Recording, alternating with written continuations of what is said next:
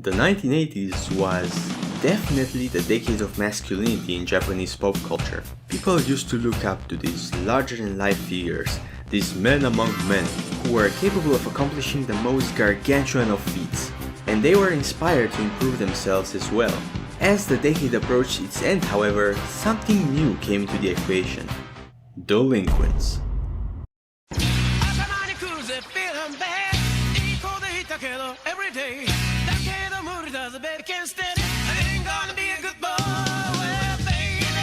During the late 80s and all throughout the 90s, delinquents ruled both the streets of Japan and the entertainment scene.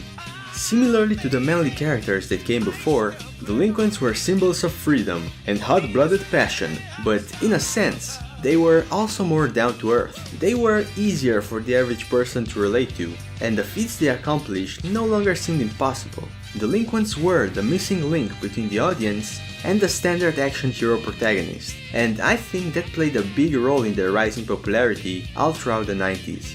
Still, all things must come to an end.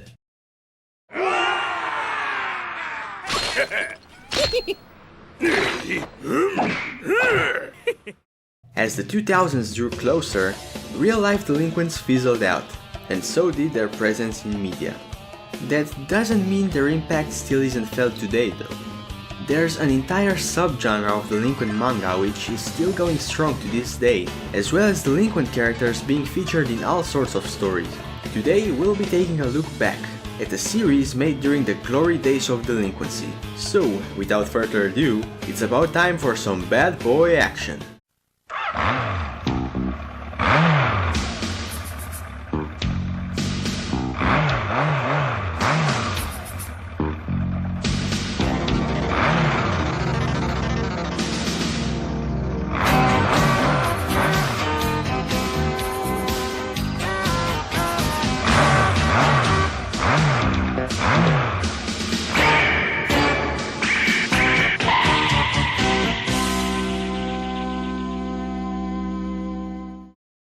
Bucchigiri, or Bad Boys Boogie, has the classic setup for this kind of story. The main character, Takahara Jin, was a fierce biker gang leader who wants to leave his past behind as he just became a freshman in high school. Moving on is easier said than done, however, as trouble seems to follow him everywhere he goes, and thus the standard shenanigans ensue.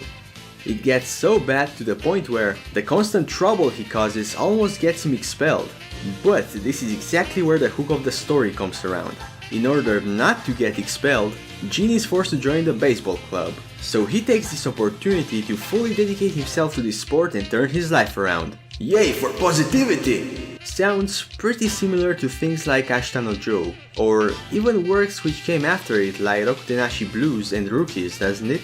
Bucchigiri definitely has the same sort of appeal as those series, as in, it blends delinquency with sports, and thus creating a more unique narrative. In Bucchigiri's case, it's very apparent that the author wanted to write a baseball manga, which he later did, 2 of them in fact.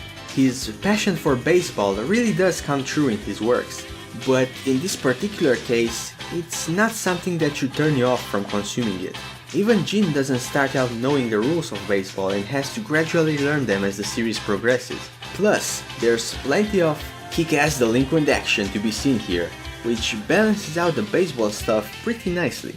When he's not playing baseball, Jin gets into violent conflicts with the Yakuza, beats up rival biker gangs, and protects his friends from other insane delinquents. You know, just the normal everyday stuff.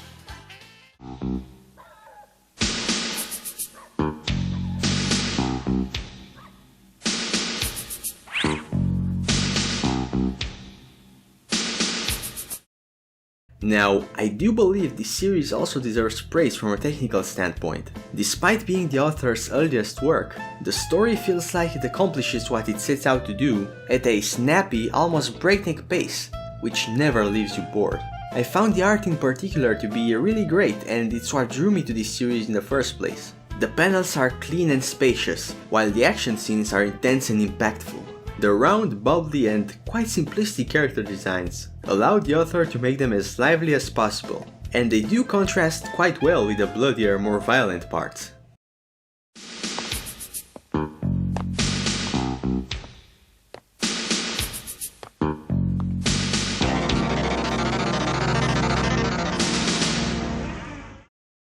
As was the case with most Delinquent series at the time, Bucchigiri received an OVA adaptation, which you've been witnessing all throughout this video. It was released exclusively on VHS. All things considered, it's pretty well animated compared to its contemporaries. Maybe I should look into the director's other stuff. Oh, yeah, I see. Wait a damn second! The manga ran for a mere 14 volumes in Shonen Sunday, and surprisingly enough, the OVA adaptation manages to cover all of them.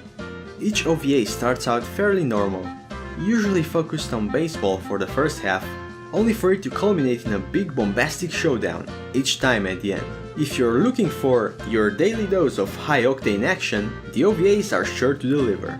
Jin was actually voiced by Kazuki Yao, which you might know as the voice of in One Piece.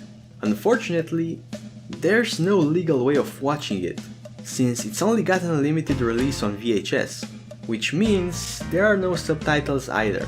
But hey, do you really need subtitles when most of the characters' dialogue is done through their fists? Manliness is a universal language, as they say.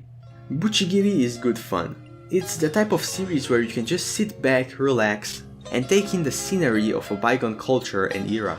And it's only one of many Delinquent OVAs, which are stuck on VHS and seem to have been forgotten by time. If you've been at all intrigued by what I've been telling you about until now, I highly encourage you to go out and explore more of these things on your own.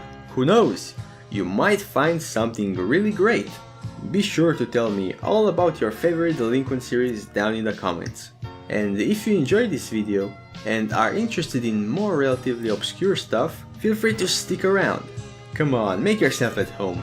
I'll be sure to see you in the next one, whenever that may be.